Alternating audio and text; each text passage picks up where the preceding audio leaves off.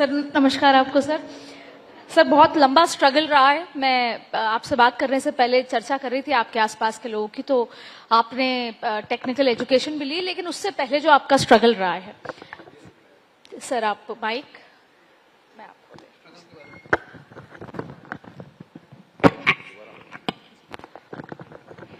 और स्ट्रगल के साथ साथ आप एक और चीज के लिए बहुत चर्चित रहते हैं, अपने बयानों को लेकर, बेबाक बयानों को लेकर। तो सर आपके सफर के बारे में जानना चाहेंगे।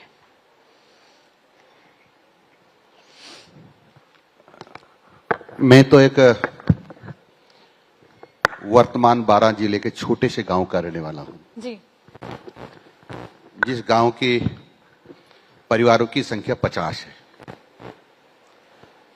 और मेरे पिताजी माताजी छोटे से किसान और मजदूर थे।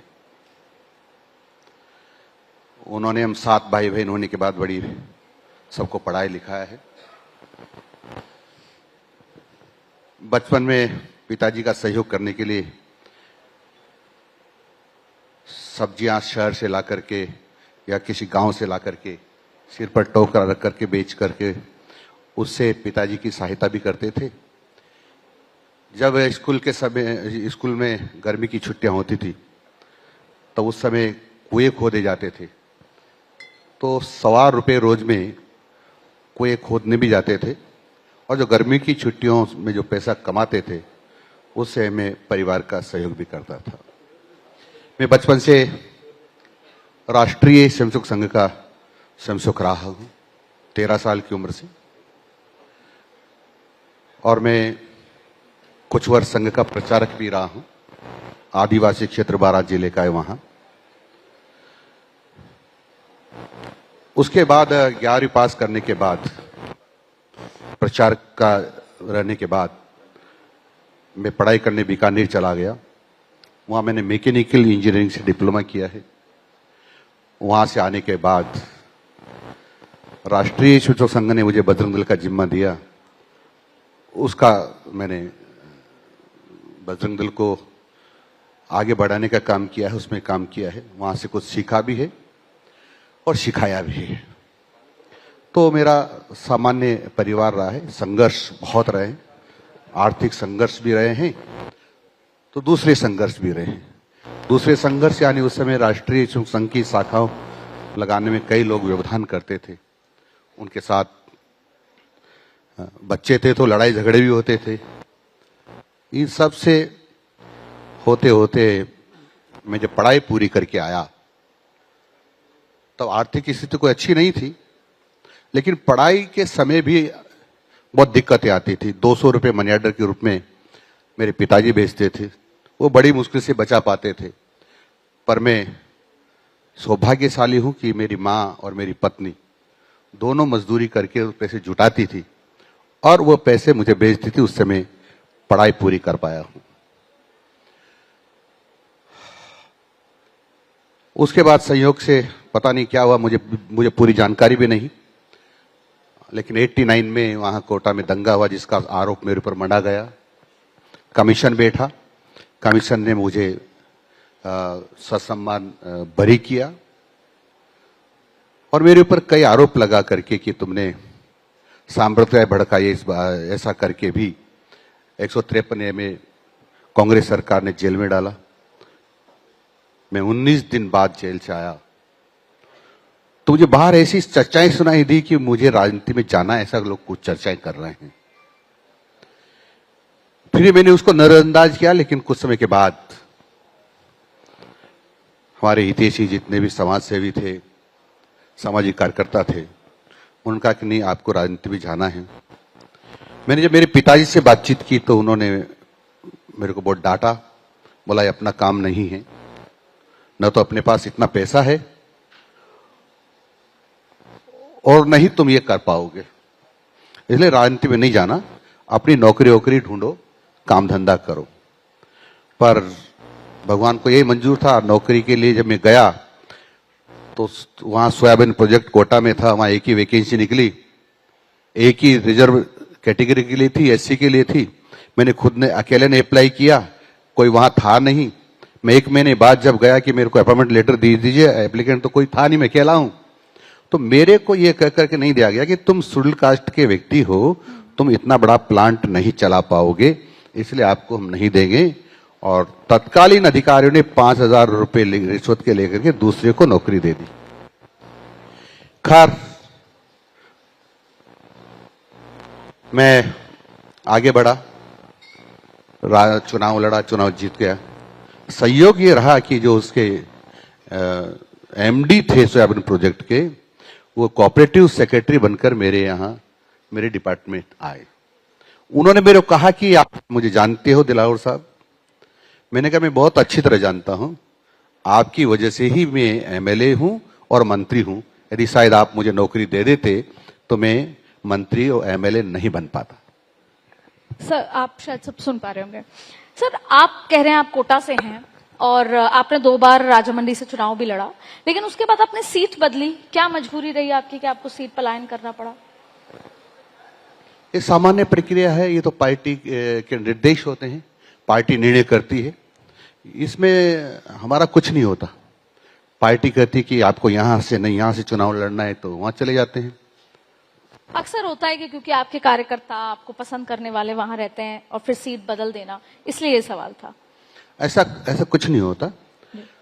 कार्यकर्ता की पहचान होती है, सही बात है। मैं 20 साल वहां से एमएलए रहा, ये भी सही बात है। लेकिन जो हम काम करते हैं उसकी चर्चाएं या उसकी सुगंध पूरे राजस्थान में होती है। सर, एक और चर्चा जबरदस्त है कि अलवर आपका आना जाना बहुत रहता है। अभी 3 दिन पहले भी आप अलवर जाके आए। अलवर के जो मंत्री प्रभारी हैं उससे भी ज्यादा आपका अलवर जाना रहता है। तो जो कार्यकर्ता हैं वो ये जानना चाहते हैं कि आखिर इसकी वजह क्या है। अलवर वालों को ऐसा लगता होगा मैं पूरे राजस्थान में इसी प्रकार से घूमता हूं। तो एक पत्रकार ने ये बात जो आप पूछ रही हैं वहां भी पूछा था मेरे से, लेकिन सबको लगता है कि आप हमारे जिले में ज्यादा आते हैं। बीकानेर जाता हूं तो बीकानेर वाले कहते हैं आप हमारे जिले में ज्यादा आते हैं।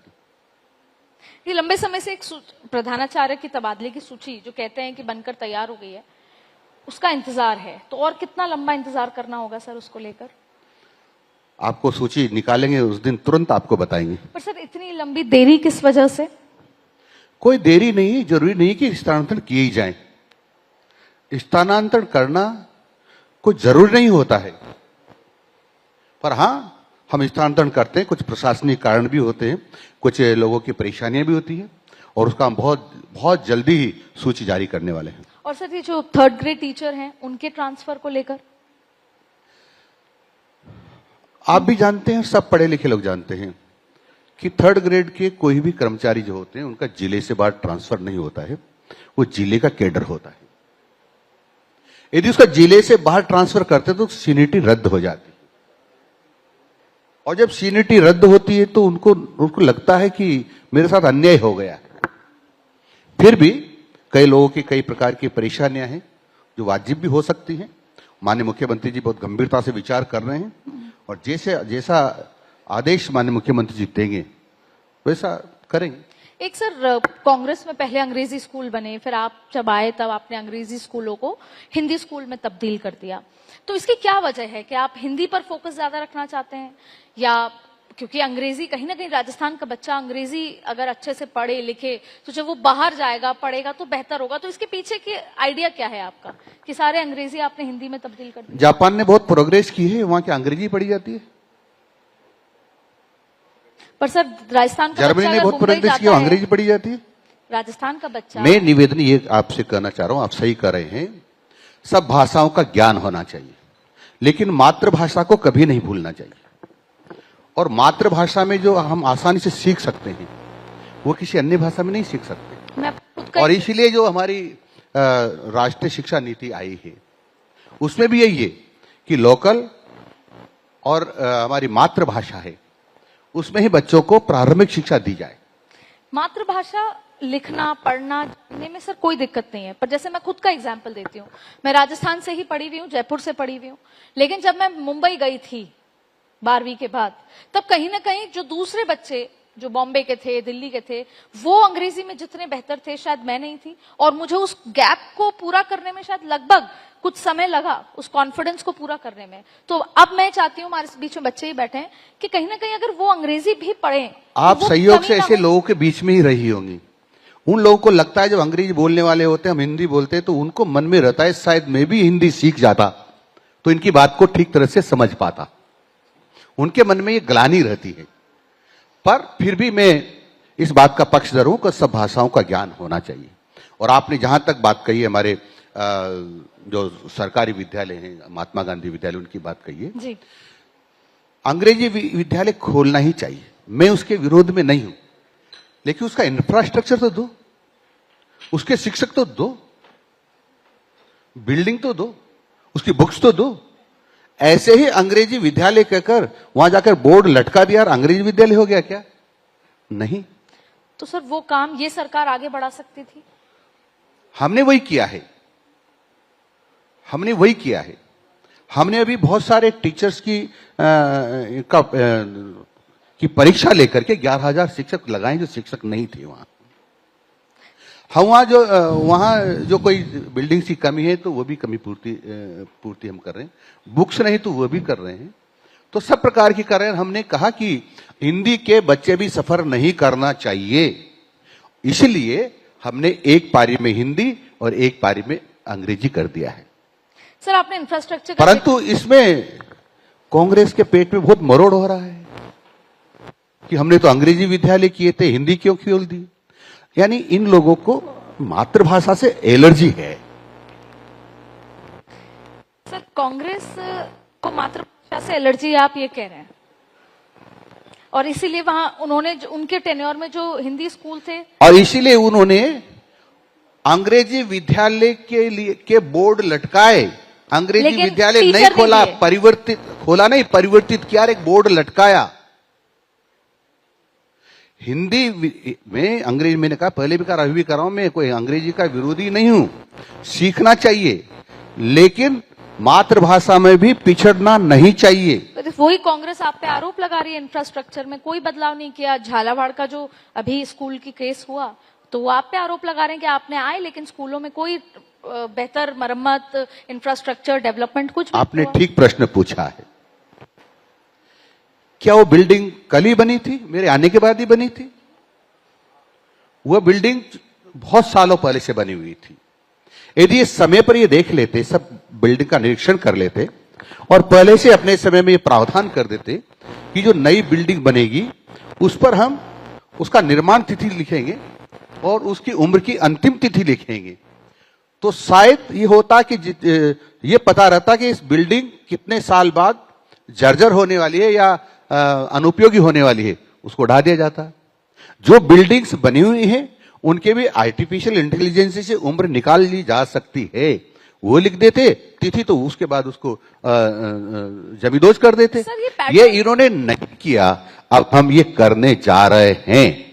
उन पर तिथि भी लिखी जाएगी और उसके ऊपर ये तिथि भी लिखी जाएगी, अभी इस बिल्डिंग की कितनी उम्र बची है वो तिथि भी लिखी जाएगी। सर ये तब क्यों होता है जब कहीं हादसा हो जाता है, और अक्सर ऐसा होता है जब हम कांग्रेस सरकार थी उनसे जब पूछते थे तो कहते भाजपा सरकारों ने नहीं किया, जब भाजपा की सरकार है तो बोलते हैं कांग्रेस सरकार ने नहीं किया। कांग्रेस तो कुछ भी कर सकती है, कांग्रेस पे भरोसा करना ठीक नहीं है। वो तो कहते थे भगवान राम का मंदिर का निर्माण नहीं होना चाहिए हमारे देश में, नहीं तो हम ढहा देंगे। धारा 370 नहीं हटना, नहीं तो आग लग जाएगी देश में। इसका मतलब क्या था? देश में तिरंगा झंडा कश्मीर में नहीं फहराना चाहिए, ये कांग्रेस कहती थी। सभी भारतीयों को वोट देने का अधिकार नहीं होना चाहिए, आतंकवादियों को नहीं मारा जाना चाहिए। बाटला हाउस में जो आतंकवादी मारे जाते हैं तो सोनिया गांधी जी रात भर रोती है, ये मैं नहीं करा, मैं देखने नहीं गया। राहुल गांधी जी ने कहा मेरी मां रात भर रोती रही, नींद नहीं आई। ये तो ये भी कहते हैं कि जो मंदिर में जो लोग जाते हैं वो लड़कियां छेड़ने जाते हैं। तो क्या आप जो राहुल गांधी जी मंदिरों में जा रहे हैं वो लड़कियां छेड़ने जा रहे हैं? तो उन्हीं से पूछना चाहता हूं उन्होंने कितनी लड़कियां छेड़ी है। सर एक बात बताइए, जो आप लोकतंत्र पे, वोट करने पे विश्वास रखते हैं? आप कह रहे हैं कि 70 साल कांग्रेस ने झूठ बोला, तो 70 साल जो जनता है उसके मैंडेट पर आप एक बड़ा सवाल खड़ा कर रहे हैं कि 70 साल कांग्रेस की सरकार रही और जनता का जो मैंडेट है वो गलत था। अब जब भाजपा को दिया है वो वाली जनता का मैंडेट सही है, ऐसा? देखो क्या है, जब देश की आजादी का आंदोलन चल रहा था तो सब एक झंडे के नीचे थे, भारतीय झंडा जो तिरंगा झंडा था। उस समय कांग्रेस बीजेपी नहीं थी, सब उसके नीचे थे। गांधी जी ने कहा था कि अब कांग्रेस पार्टी का नाम बदल देना चाहिए, देश आजाद हो गया है। उनकी बात को नहीं माना। हमारे गांव, हमारे देश के लोग उस समय तक इतने पढ़े लिखे नहीं थे जितने आज हैं। तो उन्होंने सोचा कि कांग्रेस ही थी अकेली, यही लोग थे जो आज दिख रहे हैं, इनके पूर्वज थे जिन्होंने देश को आजादी दिलाई है। उसके कारण से लोग वोट करते रहे। जब उनको वास्तविकता का पता चला कि तो धोखा था, ऐसा था नहीं, तो फिर अब वो तो आप ये बदलने कह रहे हैं कि वोट करने के लिए, सही व्यक्ति को चुनने के लिए पढ़ा लिखा होना जरूरी है? पढ़ा लिखा नहीं, पढ़ा लिखा होना कोई जरूरी नहीं। अब सुनो जी, पढ़ा लिखा भी होना जरूरी है तो समझ भी जरूरी है। वो बहुत दिनों तक उनके मस्तिष्क में ही घूमता रहा, यही होगा। जब उनको वास्तविकता का पता चला और फिर ये पता चला कि जहां जहां भारतीय जनता पार्टी की सरकारें आ रही हैं वहां कांग्रेस से ज्यादा बेटर काम कर रही है। उनको लगा उनको लग जाएगा वक्फ कानून बनाया इन्होंने, ये क्या कर दिया। कोई भी जाकर के यदि वहां मुस्लिम सांस्कृतिक धार्मिक कार्यक्रम कोई भी करेगा तो जमीन वक्फी हो जाएगी। तो इन्होंने ये भी कानून ला रहे थे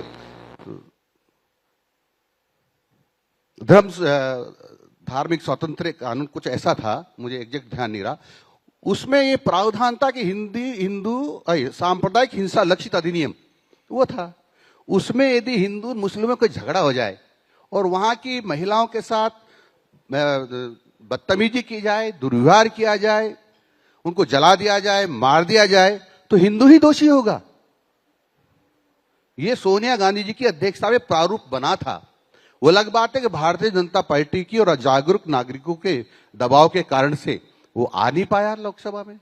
तो मतलब तो ये इस प्रकार के देश को नुकसान पहुंचाने वाले कृत्य करते रही कांग्रेस, और इसलिए आम जन को पता चल गया, इसलिए कहा कि ऐसी कांग्रेस को हटाइए। तो तेलंगाना और कर्नाटक के लोग अभी नहीं समझ पाए हैं? तेलंगाना और कर्नाटक के लोग अभी समझ जाएंगे, धीरे धीरे समझ जाएंगे। सब समझ रहे हैं।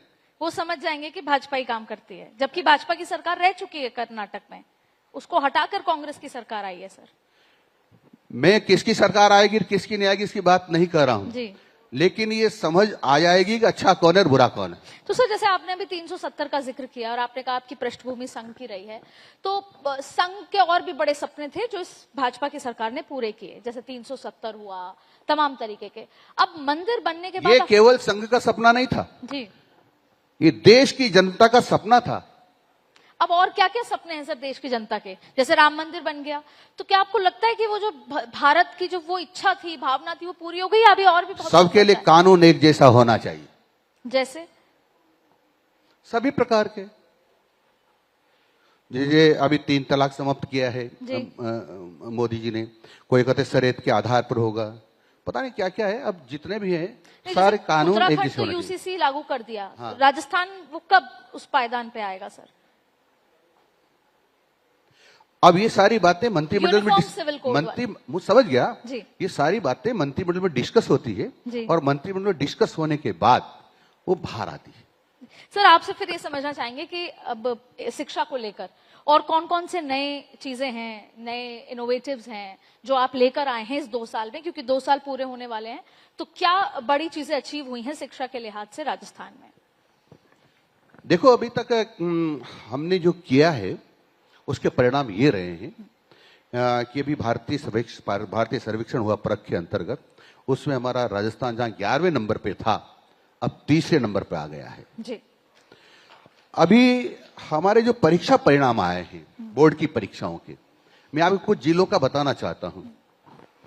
उसमें 18,000 से ज्यादा बच्चे सरकारी विद्यालयों के जिन्होंने 75% से ज्यादा अंक प्राप्त किए हैं, और 13,000 से ज्यादा बच्चे प्राइवेट के हैं जिन्होंने 75% से ज्यादा अंक प्राप्त किए हैं। अब अनुमान लगा लीजिए कि किस प्रकार से राजस्थान शिक्षा के क्षेत्र में ग्रो कर रहा है। निरंतर बढ़ रहा है। उसके कई कारण हैं। हमारा प्रबंधन ठीक है। हमने शिक्षकों से निवेदन किया है कि हाँ, ये बच्चे हमारे हैं, यही भारत के निर्माता हैं। और सर महिलाओं को लेकर, उनकी शिक्षा को लेकर, क्योंकि बीच में छूट जाती हैं और अभी भी ऐसे ग्रामीण इलाके हैं जहां पर अभी भी महिलाओं को या तो उतनी हायर एजुकेशन आसपास नहीं मिल पाती है, तो पढ़ाई छूट जाती है, तो उसको लेकर क्या प्रावधान आप?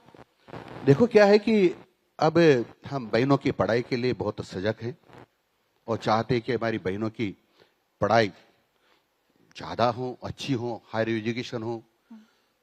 इसके लिए एक गांव से दूसरे गांव जाने के लिए भी यदि वह अच्छी पढ़ने वाली है तो उसके लिए हम स्कूटी उपलब्ध करवाते हैं, साइकिल उपलब्ध करवाते हैं, हम उनको कंप्यूटर उपलब्ध करवाते हैं। हम ये सब प्रकार के उनके लिए उपलब्ध करवाते ताकि हमारी बहनें ज्यादा से ज्यादा पढ़े। फिर नजदीक में हम उनके बालिका विद्यालय भी खोलते हैं, तो कन्या महाविद्यालय भी खोल रहे हैं। सर आपके पुत्र बारा क्रिकेट एसोसिएशन से जुड़े हुए हैं। 2 सवाल हैं। पहला कि क्या अब वहां से निकलकर आप उनको राजनीति में लेकर आना चाहेंगे? उनकी राजनीतिक सफर कब शुरू करने की तैयारी है, या वो क्रिकेट में रहेंगे? किसको? आपके पुत्र को। मैं तो राजनीति में हूं ना, मैं कहां जाऊंगा अब? आगे की तैयारी सर, बेटे को राजनीति में लाने की? मैं आगे ही हूं, मैं बिल्कुल आगे हूं। अच्छा सर, एक सवाल ये कि क्रिकेट से, क्योंकि आपके बेटे हैं, आप परिवार बातचीत होती होगी, हाल ही में अभी क्रिकेट हुआ पाकिस्तान और भारत का। देश तैयार नहीं था, देश चाहता नहीं था कि ऐसा मैच हो, लेकिन हुआ और भारत की जीत हुई, जो कि निश्चित थी। लेकिन 2 चीजें हैं, या तो होना नहीं चाहिए था क्योंकि देश की भावना उसके विपरीत थी, और अगर होता है तो वो जो स्पोर्ट्समैन स्पिरिट है कि हम शेक हैंड नहीं करेंगे टॉस के बाद। मेरी व्यक्तिगत रूप से क्रिकेट में रुचि नहीं है। पर आपकी सोच क्या है सर? बात जब पाकिस्तान की है तो आप क्या सोचते हैं सर इसको लेकर? मैं इस पर कुछ नहीं कहना चाहता। ठीक है सर, विपक्ष पर आ जाते हैं। गोविंद सिंह डोटासरा जी ने स्पीकर साहब पर वो कैमरे को लेकर विधानसभा में आरोप लगाया, उसको क्या कहेंगे आप? उसको कैसे देखते हैं? मैंने कह दिया, सारी प्रेस में आ गया है, आपने छाप दिया, आपने मैं जानना चाहती हूँ सर आपसे खुद। अच्छा, आप जानना चाहते तो आपको ही बता देते हैं हम जी। गोविंद सिंह डोटासरा जी का सोच ठीक नहीं है। विधानसभा में कैमरे लगे हुए हैं और जिन कैमरों की बात कर रहे हो वो कैमरे लोकसभा में भी ऑलरेडी लगे हुए हैं। वो कैमरे कांग्रेस के कार्यालय में भी लगे हुए हैं। वो कैमरे हाँ पक्ष लोबी में भी लगे हैं, ना पक्ष लोबी में भी लगे हैं। वो कैमरे जब हमारा जो सदन है, मेन सदन है, उसमें लगे हैं तो उसमें क्या निजता भंग होगी? वहां तो हम सब जो माननीय विधायक हैं, भाई और बहनों की तरह रहते हैं, सब अच्छी तरह बैठते, अच्छी तरह सोचते, अच्छी तरह बोलते हैं, तो इसमें कौन सी निजता भंग होगी? पर जिसका जैसा सोच होता है ना, वैसा ही वो बोलता है, वो है। अब वह उसका चारित्रिक दृष्टि से शायद ठीक नहीं डोटासरा जी, और इसलिए उनका एक सोच बना शायद इस कैमरे से, और विधानसभा अध्यक्ष जी साथ देखते होंगे, क्योंकि उन्होंने कांग्रेस कार्यालय में इसीलिए कैमरे लगाए होंगे कि उनकी यहाँ जो महिलाएं आती हैं उनके बारे में उनका सब देख सके, कैसे कपड़े बदलते हैं, क्या करते हैं, कैसे बोलते हैं, ये सब देखना चाहते होंगे। इसलिए उनके मन में यही बना रहा, शायद मैं करता हूं जैसे सब करते होंगे, इसलिए उन्होंने कहा। सर एक सवाल कोटा से, शांति धारीवाल जी को लेकर बड़ा आरोप, जब आप लोग विपक्ष में थे, उनके काम को लेकर तमाम तरीके के आरोप, लेकिन अब आपकी सरकार आ गई है, ना तो उन पर कोई एक्शन लिया गया, ना कोई उन पर आरोप सिद्ध हुआ, तो ऐसा क्यों कि सिर्फ हम आरोप राजनीति में चुनाव के दौरान ही लगाते हैं, या उस पर कोई एक्शन चल रहा है, कोई बातचीत है? अब ये आरोप नहीं लगाया हमने तो उन्होंने खुद ने कहा, पूरी विधानसभा के पटल पर है। पर सर कि राजस्थान यहाँ बलात्कार इसलिए हो रहे हमारी सरकार में कि राजस्थान मर्दों का प्रदेश है। अब ये क्या कहना चाहते हैं? ये आरोप हमने नहीं लगाया, ये उन्होंने ही कहा। मैं भ्रष्टाचार के आरोप जो आपकी, ये भ्रष्टाचार से गंभीर है। पर मेरा सवाल भ्रष्टाचार पे है सर, कि अभी तक कोई एक्शन नहीं लिया गया उनको लेकर। देखो, इतनी जल्दी सारी बातें सामने आने वाली नहीं है जी। सबकी परतें खुलेगी जी। और जो जो हमारे आरोप सिद्ध होते जाएंगे वो जेल की कोठरी में होंगे। अच्छा सर, कोटा से आप आते हैं, भारतीय जनता पार्टी में बहुत सारे नेता कोटा से हैं। आपको लगता है कि कोटा का राजनीति का केंद्रीकरण हो गया है? ऐसा कोई, बहुत सारे नेता हैं, सबके अलग अलग तरीके के, केंद्रीकरण हो गया है, इस तरह की कोई मन? अब कल आप कह देंगे कि सारे इंजीनियर्स कोटा से क्यों निकलते, अधिकांश वहां पढ़ाई अच्छी होती है, तो कोटा में वहाँ राजनीति अच्छी होती है। हमारी जो राजनीतिक दृष्टि से उर्वरा भूमि है।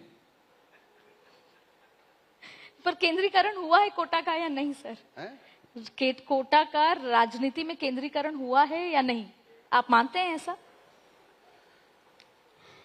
मैं इस पे कुछ नहीं कहना चाहता, लेकिन मैं इतना जरूर कहना चाहता हूं कि राजनीतिक दृष्टि से उर्वरा भूमि है। जी सर, 2 साल पूरे होने जा रहे हैं, तो आप इस सरकार के कामों को, क्योंकि अशोक गहलोत सरकार जब गई, आपकी सरकार आई, तो जनता को, यहाँ पर जो बैठे युवा हैं, उनको आप क्या कहेंगे कि किस तरीके से 2 साल में भाजपा की सरकार, डबल इंजन सरकार ने कैसा काम किया है सर? पूरी जनता देख रही है जी कि भारतीय जनता पार्टी की सरकार आने पर क्या बदलाव हो रहे हैं। जी मैंने एक तो शिक्षा के क्षेत्र का आपको बता ही दिया है। जी किसी भी गांव में चले जाइए आप, निर्माण काम चालू मिलेंगे आपको। पानी के मामले में जल स्वावलंबन जो अभियान चला है, इससे वाटर लेवल बढ़ा है। विश्व जल जीवन मिशन से हर घरों में पानी पहुंचने लगा है। हमारी बहनों को मटका लेकर के कहीं कुएं पे या दूर दराज से पानी नहीं लाना पड़ता है। स्कूलों में अब अध्यापक की संख्या बढ़ रही है, क्योंकि इन्होंने विद्यालय खोले लेकिन नए पद सृजित नहीं किए। और जब सृजित ही नहीं होंगे तो भर्ती भी कैसे होंगे, और जब भर्ती ही नहीं होंगे तो स्कूलों में कैसे जाएंगे। तो विद्यालय खोलते गए, महाविद्यालय खोलते गए, लेकिन उसमें भर्ती करने की चिंता ही नहीं की। माननीय भजन लाल जी शर्मा ने कहा कि 4 लाख लोगों की भर्ती करेंगे। जब 4 लाख लोगों की भर्ती करेंगे तो हमको 1.5-2 लाख शिक्षक भी मिलेंगे, तो शिक्षकों से हमारे पद खाली नहीं रहेंगे। ऐसे ही अन्य विभागों में जहां पद खाली है, लोग सब रह जाएंगे। मैं बधाई देता हूं माननीय भजन लाल जी शर्मा साहब को, मुख्यमंत्री जी को, कि उन्होंने ये कहा कि 2 साल बाद, 3 साल बाद कितने लोग रिटायर्ड हो रहे हैं, उनकी भर्ती की प्रक्रिया अभी से प्रारंभ करेंगे, तो रिटायर्ड तक उनको वो कर्मचारी अधिकारी मिल जाएं ताकि पद खाली ना रहे। सर, एक और चीज समझना चाहते हैं, भारतीय कांग्रेस विपक्ष में कह रही है कि हम कुछ एफर्ट करने की जरूरत नहीं है, हम ऑटोमेटिकली, अब जब चुनाव होंगे 2028 में, तो कांग्रेस की सरकार आएगी। अब सवाल यह है कि वहां पे डोटासरा जी भी हैं, गहलोत साहब भी हैं, सचिन पायलट साहब भी हैं, आपके तमाम तरीके के नेता प्रतिपक्ष भी हैं, बहुत सारे लोग हैं। आपके हिसाब से अब कौन है सर रेस में कांग्रेस? मुंगेरी लाल के सपना तो देखते रहो, सरकार आएगी ही नहीं, जो कौन होगा सवाल ही नहीं उठता है कांग्रेस में। सर, वो दावा तो कर ही सकते हैं ना। मुंगेरी लाल का सपना देखने में किसने मना किया है? खूब देखें सपने, वो तो राहुल गांधी जी देख रहे हैं सपने, तो प्रधानमंत्री बनेंगे। सर, जब गहलोत साहब की सरकार थी तो वो भी ये कहते थे कि भाजपा की सरकार नहीं आएगी, हम दोबारा आएंगे, पर ऐसा नहीं हुआ। वो तो हमेशा ही कहते रहते हैं जी, वो हमेशा मुंगेरी लाल जी के सपने देखते रहते हैं। तो आपको लगता है कांग्रेस की सरकार नहीं आएगी दोबारा? राजस्थान में तो आने वाले लंबे समय तक संभव नहीं है। ठीक सर, बिहार पे बात कर लेते हैं। बिहार चुनाव है सर। मैं राजस्थान का ही हूं, बिहार की राजनीति से मेरा ज्यादा लेना देना नहीं है। नहीं सर, ये जिस तरीके के गाली मंचों से दी जाती है, आप इस पूरी प्रथा को कैसे देखते हैं सर? मंच से गाली दी जाती है और गाली के बाद फिर एआई वीडियो निकल आता है, और वीडियो के बाद ये होता है कि मोदी जी की माता जी का वीडियो। तो जो व्यक्ति नहीं है राजनीति में और जीवित नहीं है, उनका ऐसा वीडियो आप राजनीति के लिए क्या दुर्भाग्यपूर्ण समझते हैं सर? ये दुर्भाग्यपूर्ण है। राजनेताओं को मर्यादित शब्दों में ही बोलना चाहिए, और इस प्रकार की भाषा बोलना ये नीचता की पराकाष्ठा है। लेकिन सर, राहुल गांधी कहते हैं कि मेरी माताजी को इटालियन गुड़िया से लेकर तमाम तरीके की बातें कही गई, तब तो इस तरह की बात नहीं आई, तब मेरी माताजी को भी गाली दी गई। मां बहन की गाली कभी नहीं दी गई। पर वो राहुल ने नहीं दी सर, मंच पे किसी व्यक्ति ने दी। नहीं, तो उन्होंने उसको रोका नहीं, टोका नहीं। मैं सार्वजनिक रूप से आपसे कहना चाह रहा हूं, कभी कभी हमारा स्टेटमेंट थोड़ा अमर्यादित आ जाता है तो तुरंत सीएमओ से फोन आता है कि आप इसको ठीक करिए, हम उस बात को स्वीकार करते हैं। वहां तो कंट्रोलर कोई है ही नहीं, वहां परिवार ही नहीं है। ये हमारे परिवार के मुखिया हैं, हमारा कोई कदम ठीक नहीं उसको ठीक करने वाले भी हैं। वहां तो सब स्वच्छंदे, कुछ भी करो। उनमें इतना था साहस, तो रोकना चाहिए था, पार्टी से निकालना चाहिए था, वहीं से भगाना चाहिए था। सर भारतीय इसका मतलब उन्होंने स्वीकृति दी है, मौन। राहुल जी ने मौन स्वीकृति दी है कि तुमने जो गाली निकाली वो अच्छा था। सर वो तो मंच पे थे ही नहीं, वो तो ये बात कह चुके हैं ना, मैं मंच पे गया। मंच पे थे कि नहीं थे? नहीं थे। हिंदुस्तान में कहीं तो थे, सुना तो है उन्होंने। सर हिंदुस्तान में कहीं तो थे जी उनके बड़े नेता भी होंगे जी और भी होंगे। जी किसने क्या किया? खंडन किया उन्होंने कि हमारा कोई लेना देना नहीं है उससे। खंडन करने से क्या होता है? देश के सामने माफी मांगना चाहिए था कि मेरी पार्टी के कार्यकर्ता ने किया, इसके लिए मैं माफी चाहता हूं। सर उनकी पार्टी के कार्यकर्ता नहीं थे वो। अब ये तो जांच का विषय है। जी उनके मंच पे थे इसलिए पार्टी कार्यकर्ता थे। जी। पर सर एक और चीज, जैसे अभी बिहार में इस तरह की बैठकें चल रही हैं कि हिंदू राष्ट्र बनेगा तो बिहार सबसे पहला हिंदू राज्य बनेगा। जब जब भी चुनाव आता है, जो भारतीय जनता पार्टी सबका साथ सबका ये विकास तो की हिंदू बात- राष्ट्र है ही, इसीलिए तो इसका नाम हिंदुस्तान है। हम तो हिंदू राष्ट्र का अर्थ ये नहीं होता हम तो कि सेक्युलरिज्म दूसरे पे पंथ मानते हैं। मजहब संप्रदाय के वालों को हम निकाल देंगे या उसके दुर्व्यवहार करेंगे या उनसे सद्भावना नहीं रखेंगे। ये यहां देश में सभी संप्रदाय पले हैं, डर पैदा नहीं होता सर इससे? कोई डर पैदा नहीं होता। अब्दुल कलाम जी को तो डर पैदा नहीं हुआ, वो तो देश के राष्ट्रपति रहे हैं, उनको तो नहीं हुआ। और जिसको डर पैदा हो रहा है वो सोचे कि उनको क्या करना है। सर बटोगे तो कटोगे, ये कैसा स्लोगन है? डर पैदा होता है इससे? ऐसा नहीं है, ये तो एक कहावत भी है, सत्य भी है। जी आप लकड़ियों का एक गट्ठर देखिए, आप जी उस गट्ठर को एक साथ तोड़िए, टूट जाएगा क्या?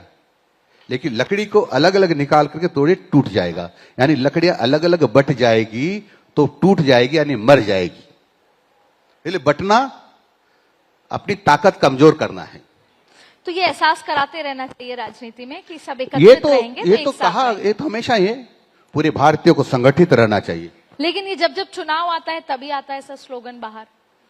ये आप गलत कर रही हैं, ऐसा नहीं है। जी भारत हमेशा यही कहता है कि हम सब एक हैं, जी एकजुट रहेंगे, और जो कमजोर रहता है, एकजुट नहीं रहता, उसको कोई भी गुलाम बना सकता है। जी। सर डबल इंजन की सरकार है, बहुत सारे अभी और भी योजनाएं हैं। राजस्थान में 2 साल पूरे भाजपा सरकार के हो रहे हैं, 3 साल और बचे हैं। आपके लिहाज से अभी और बहुत सारी चुनौतियां भी हैं, कमियां भी हैं जिनको पूरा करना है। कुछ चुनौतियों का जिक्र कर लें, कुछ कमियों का, जो आपका विजन है कि हम 3 साल में यहां तक राजस्थान को लेकर जाएंगे। आप ओवरऑल पूछ रहे हैं मेरे एजुकेशन के बारे में? आपके या ओवरऑल राजस्थान को कहां लेकर जाएंगे? देखो, अभी आपने देखा होगा ट्रंप जी ने टैरिफ बढ़ा दिया, जी उसका मुकाबला कर रहे हैं मोदी जी, पूरा देश मुकाबला करेगा। जी ये चुनौतियां को स्वीकार करते हैं और उसमें सफल हो गए। और आप सब भारतीयों ने सोच लिया है कि हम भारत में बना उत्पाद ही उपयोग करेंगे। अपने आप जो समस्याएं जो ट्रंप जी कर रहे हैं, अपने आप उसका सॉल्यूशन निकल जाएगा और हमारा देश और शक्तिशाली होकर के उभरेगा। इसमें से राजस्थान, हमारे यहाँ अमेरिका ने कंप्यूटर देना बंद कर दिया था, कंप्यूटर नहीं देंगे। तो हमारे देश ने सुप्रीम कंप्यूटर नहीं बनाए, सुपर कंप्यूटर नहीं बनाए। राजस्थान इसमें कैसे योगदान कर सकता है? किन किन सेक्टर्स में कर सकता है सर? नहीं, पूरे भारतीय योगदान करेंगे इसमें। तो राजस्थान भी योगदान करेगा। कौन कौन से ऐसे सेक्टर्स, जैसे अभी टूरिज्म का जिक्र कर रहे थे सर हम, कि टूरिज्म बहुत बड़ा योगदान दे सकता है जीडीपी में भारत को। इसके अलावा भी बहुत सारे ऐसे क्षेत्र हैं जहां पर राजस्थान आगे। देखो, हमारा ऊर्जा का क्षेत्र है जी, सौर ऊर्जा का क्षेत्र है, बिल्कुल। और माइनिंग एरिया है जी माइनिंग, बहुत सारे हमारे खनिज है अभी दबे पड़े हैं, उनको और भी खोजा जाएगा और उनको बाहर लाया जाएगा। यहाँ सोना भी निकलता है, चांदी भी निकलता है, तांबा भी निकलता है, अनेक प्रकार के स्टोन निकलते हैं, सब निकल रहे हैं। यहाँ क्या नहीं है सर। सोलर में भारत में राजस्थान को लेकर बहुत फोकस प्रधानमंत्री का भी है, और जो अभी इतना इन्वेस्टमेंट बड़ी संख्या में आया है उसमें भी सोलर में इन्वेस्टमेंट बहुत ज्यादा है। बिल्कुल। तो उस लिहाज से कैसे आप देखते हैं राजस्थान को आगे की क्या और चीजें हैं? ये भगवान की कृपा है, सूर्य भगवान की कृपा है, जी और उसके कारण से सौर ऊर्जा में राजस्थान वो विश्व में सबसे आगे बढ़ेगा, बढ़ रहा है। सर, इन्वेस्टमेंट के लिए बार बार जिक्र होता है कि धरातल पे इन्वेस्टमेंट कितने आए हैं, तो क्या आप कुछ लेखा जोखा बता सकते हैं कि कितना इन्वेस्टमेंट है जो धरातल पे आ चुका है? 5 लाख करोड़ से ज्यादा का धरातल पर आ गया है। 35 लाख करोड़ का लगभग था और धीरे धीरे सब धरातल पर आ रहा है। और एजुकेशन सेक्टर में भी सर इन्वेस्टमेंट आए हैं? इन्वेस्टमेंट आ रहा है, आएगा, क्योंकि अभी एक व्यक्ति ने 17 करोड़ का राजसमंद जिले में हमको सिसोता गांव है, वहां विद्यालय बना के दिया है। ऐसे कई विद्यालय 5-5, 7-7 करोड़ की लागत के बना रहे हैं। बहुत दानदाता आगे आ रहे हैं। हमारे कुछ विद्यालय जर्जर हो गए तो उनको बनाने के लिए लोग आ रहे हैं। एक ने हमारा पूरा सिरोही जिला गोद ले लिया है कि जितने भी न्यूनताएं होंगी, चाहे कमरे हों, चाहे नई टेक्नोलॉजी के मामले में हो, सबका सब जो होगी उसको हम पूरा करेंगे। एक ने उदयपुर जिला गोद ले लिया है। आ रहे हैं, बहुत आ रहे हैं। सर, आपके लिए रोल मॉडल कौन सा देश है या कौन सा स्टेट है एजुकेशन के मामले में, जिसमें आपको लगता है कि मैं राजस्थान को उस जैसा बना दूं एजुकेशन के मामले में? कोई रोल मॉडल कंट्री है या कोई रोल मॉडल स्टेट? हमारा तो भारत देश ही है। भारत देश ही हमारा रोल मॉडल है। इससे बड़ा कोई मॉडल विश्व में है नहीं एजुकेशन के लिहाज से। इससे बढ़िया कोई विश्व में है नहीं है। तक्षशिला विश्वविद्यालय यहां हुआ करते थे, आपको पता होगा। नालंदा विश्वविद्यालय यहां हुआ करता था। जब वो नंगे घूमते तो हमारे लोग यहाँ कपड़े पहन के घूमते थे, कपड़े बनते थे। इसलिए हम किससे तुलना करेंगे? हम तो, हमारा जो प्राचीन ज्ञान है, प्राचीन व्यवस्थाएं थी, उन्हीं से कुछ सीख करके आगे बढ़ेंगे। सर, एक आखिरी सवाल है कि फिर भी बच्चा जब 12वीं में आ जाता है राजस्थान में, तो वो ये देखता है कि वो दिल्ली यूनिवर्सिटी में पढ़ने जाए या वो मुंबई पढ़ने जाए या बाहर जाए, तो ऐसी कोई प्रावधान कि हम राजस्थान में ही ऐसी बड़ी यूनिवर्सिटीज, फैकल्टीज दें जिससे कि पलायन ना हो? वही जो प्रॉब्लम बिहार की है, राजस्थान में उतनी बड़ी नहीं है, लेकिन फिर भी हायर एजुकेशन के लिए बच्चा पुणे, दिल्ली, बॉम्बे बाहर पढ़ने जाना चाहता है। उसके लिए कोई विचार, कोई स्टेप, कोई कदम आगे उठाना? अब क्योंकि मैं स्कूल शिक्षा मंत्री हूँ जी, मैं हायर एजुकेशन मंत्री नहीं हूँ। माने हमारे जो उच्च शिक्षा मंत्री इसमें ज्यादा अच्छा बता पाएंगे। जी, बहुत बहुत शुक्रिया सर आपका आज इस चर्चा में जुड़ने के लिए। Thank you. धन्यवाद।